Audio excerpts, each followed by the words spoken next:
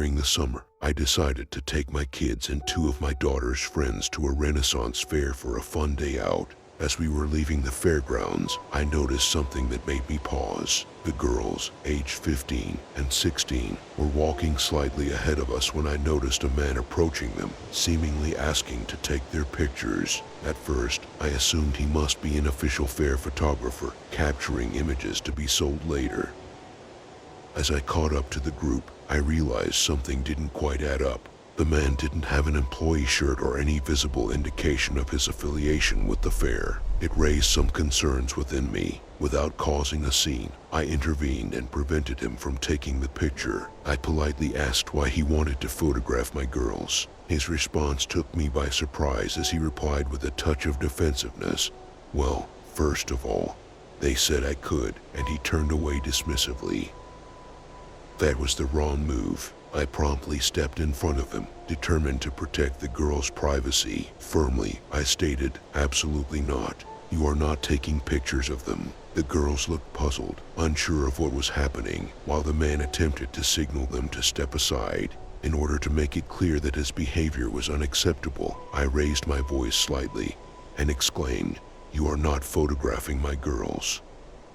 He had the audacity to inquire which one was my daughter. With my best stern expression, I fixed my gaze upon him and declared, "All of them." He shook his head in apparent frustration, took a few steps away, and then abruptly turned around to hand two of the girls his business cards. He suggested they give him a call. Not allowing him to continue his inappropriate behavior, I swiftly took the cards from his hands and firmly told him to leave. He stormed off, visibly annoyed. Upon examining the cards, I noticed they appeared homemade, with perforated edges. They advertised him as a modeling agent, complete with a phone number. The kids, understandably, were curious why I had confronted him so assertively. They had also initially assumed he was an official photographer associated with the fair. So, I took a moment to explain to them that a legitimate photographer would have sought permission from a parent or guardian instead of avoiding one. I also shed light on the type of modeling he might have had in mind.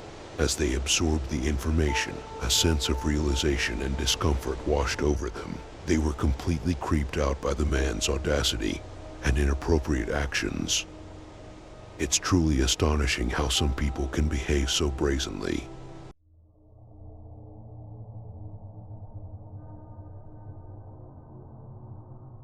My best friend, Lilith, and I decided to embark on a trip to Blackwell. For those unfamiliar, it's a small area located a few miles past Cadet, Missouri. Blackwell is notorious for its haunted reputation, with numerous people sharing their inexplicable and intense paranormal experiences there. The feeling of dread looms heavy, especially for those who are more sensitive to or have a stronger connection with the supernatural. Even the mere act of entering the area can make you feel sick, with a tightness in your throat. Despite all the eerie occurrences, we were determined to visit the old Blackwell Upper Bridge. It had been closed down in the 80 seconds following a horrific car accident, but it remained partially accessible to the public. Unfortunately, there were still random and terrible accidents happening there. Around 12:01 a.m., in the pitch-black darkness, we relied on our GPS to guide us to the bridge. Although we didn't live nearby, we were familiar with the area. Our phones were fully charged, and the GPS was working flawlessly until we were about a mile away. Suddenly, everything stopped working. Our phones began acting strangely, and the GPS app shut itself off, refusing to open again. Each time we attempted to enter the bridge's address, it displayed the message, "No coordinates found." It was perplexing since we hadn't encountered any issues before. Moreover, our cell service was fine, so it wasn't a problem with connectivity. Fear crept in as we found ourselves in the middle of nowhere, with no houses or buildings in sight. We pulled over at a stop sign to reset our apps and fix the problem. As we peered through the trees, we noticed some lights in the distance. Desperate for any sign of civilization, we decided to drive toward the lights, hoping to find a gas station, a house, or even a church. And then it happened. As we turned onto the road, there, right in front of us, was a motorcycle with all its lights on, abandoned in the middle of the road. No one was around. Given that we were two women alone, Our immediate concern was the possibility of it being a trap for sex trafficking. Panic set in as we saw one lone shoe and an all-white helmet lying on the ground near the bike. We called the police, explaining that we were in Blackwell but couldn't pinpoint our exact location. We informed them that we had stumbled upon what appeared to be a wreck but couldn't find anyone in sight. While waiting for the police to arrive, we debated whether to leave the car or stay put. Though still scared, we felt a bit more at ease knowing that help was on the way. However, what happened next sent chills down our spines. Glancing out of Lilith's window, I saw a man covered in blood. He was missing a shoe, and his clothes were torn. The sight of him staring inside our vehicle made me scream in terror, my hands going numb. Lilith cautiously cracked her window slightly and asked if he was okay, but he didn't utter a single word. At this point, we were petrified. Lilith, who had a concealed carry permit, grabbed her gun, ready to protect us if things took a dangerous turn. Still, a small part of me tried to rationalize that he was simply stunned or disoriented from a terrible accident. But the bike in the middle of the road with its lights on and the man covered in blood, something didn't add up. And just when I thought things couldn't get any stranger, they did. An all-black Ford Ranger truck pulled up behind us, and two middle-aged men stepped out, seemingly concerned and wanting to ensure everything was okay. One of the men picked up the guy's shoe from the ground and attempted to communicate with him, trying to understand what had happened. Moments later, paramedics and a state trooper arrived, bringing a sense of relief to the situation. While I stayed in the driver's seat, Lilith went to speak with the men from the Ford Ranger. I couldn't help but notice their truck because it would become significant later on. She explained to them that we were trying to locate the Blackwell Bridge when we stumbled upon the accident.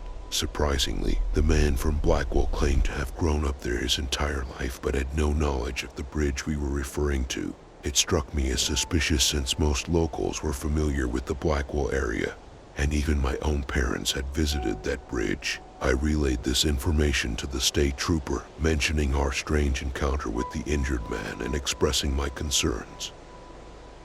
Lilith had also spoken to another officer who provided her with directions to reach the bridge. However, he cautioned us against actually going on it, expressing fear that something might happen. The fact that a police officer himself was apprehensive only added to our growing unease. After a few more minutes, everyone dispersed, leaving just Lilith and me alone on the side of the road. We continued driving until we reached the old Upper Blackwell Bridge Road. As we approached the bridge, we noticed something that sent shivers down our spines. In the distance, we not only saw the bridge but also the exact same black Ford Ranger with the two men who had stopped at the accident scene. The very same men who claimed to know nothing about the bridge. It was a chilling realization. In a split second, we made the decision to reverse and leave. I don't know if I'll ever summon the courage to search for that elusive bridge again. The experience felt like something straight out of a movie, but I assure you, it was all too real. Since that night, Lilith and I have shared our story with others, hoping to find some answers or at least some validation that we weren't alone in what we experienced. Some people dismissed it as mere coincidence or a figment of our imagination, while others believed our encounter had a supernatural explanation. Regardless, the memory of that night haunts us, reminding us of the strange and unexplained mysteries that exist in the world. We may never fully understand what transpired in Blackwell, but it serves as a constant reminder that some things are best left untouched and some places are better off left unexplored.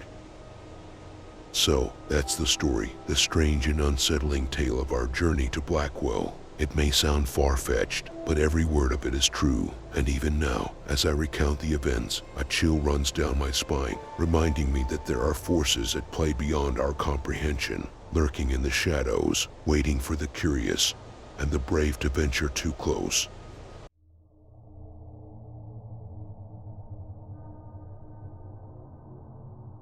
Allow me to recount a rather unsettling experience I had while mushroom hunting in the 괂aslaw National Forest near Portland, Oregon.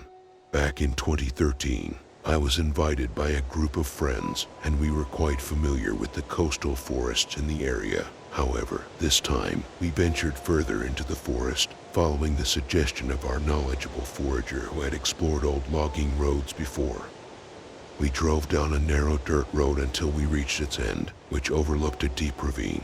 Excitedly, we geared up and began trekking through the relatively sparse undergrowth, searching for mushrooms amidst the leaves and debris. After about 20 minutes, I stumbled upon a small clearing, seemingly a former campsite for loggers. As I made my way across the clearing, something caught my eye, a pink object on the ground ahead. I approached cautiously and was stunned by what I discovered. Resting on the leaves, completely undisturbed by nature or scavengers, was the heart of an unidentified animal, approximately the size of my fist. There was no trace of a body nearby, no remnants of flesh, visible blood, or other organs. It was a pristine, untouched heart, devoid of any bite marks, and the tissue still retained its dark red color. Fear and confusion surged through me, and without hesitation, I sprinted back to the car. Fortunately, one of my friends had decided to remain behind. We quickly gathered the rest of the group and left the area without delay. I managed to take a photograph of the heart, although I do regret not capturing an image of the clearing itself. To this day, I remain haunted by the memory of that strange discovery. If any of you have any explanations or insights into what I encountered, particularly in the Mount Ḥibo area, I would greatly appreciate your input. The incident left me with a lingering sense of unease, and I'm eager to make sense of this eerie occurrence.